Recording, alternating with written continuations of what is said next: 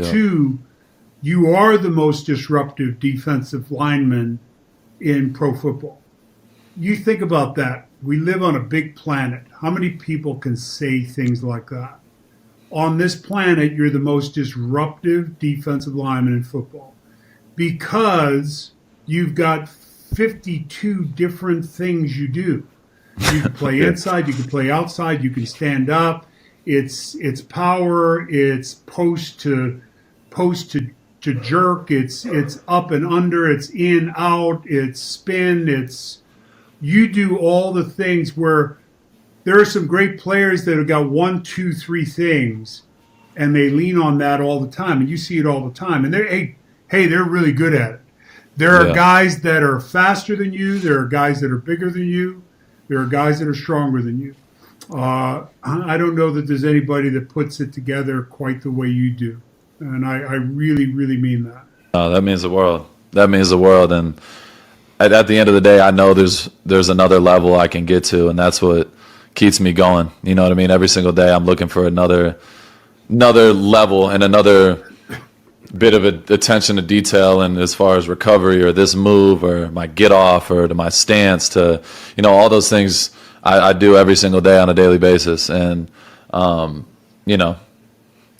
means the world. I honestly have nothing else to say. That's crazy. But the thing about it is people like you, and, there are a lot of players in the league like this. And, I'm not sure that they all think the same way, but I always felt like, I never was happy. Never. There was Never. Sunday night, if we were in a, let's say it's near eye left and, it's near eye, far eye right and Y off, Y motion. I bring the tight end. And I was a split second late on my first step and gave a little bit of ground and ended up recovering outside, but I gave a little bit of ground. You can't get past that on a Sunday night in your head. The Monday morning meetings, you talk about Marinelli, you talk about Doug Atkins in Chicago. Earl Leggett was my defensive line coach. He was Michael Strahan's defensive line coach.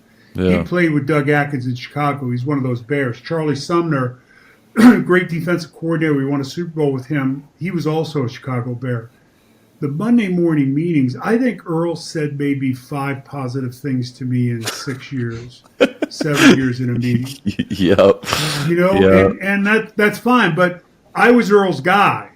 Yeah. And there were times when, and it really ended up kind of happening this way, fights would near break out up in a meeting room, in the coach's meeting room at night because of something I did at practice. Yeah. Or, they weren't happy with, you get in a fight. It was just more prevalent in those days. No doubt. So I think the first time I was happy, and I hopefully at some point down the road, it takes a lot of luck. It takes a lot of work. It takes a lot of passion. It takes a lot of understanding from your family that you're so single-minded and this is what I have to do because your window of this is this small. Your window of life is this big. You have opportunity, and the opportunity is to, you're on a path, and, it's like you don't talk about no-hitters. You don't talk about things like that, and you're on a path to, my man's from Canton. I'm right. I wasn't happy until I didn't realize it or grasp my career until I walked the last 3 steps walking to the podium in my acceptance speech at the Hall of Fame.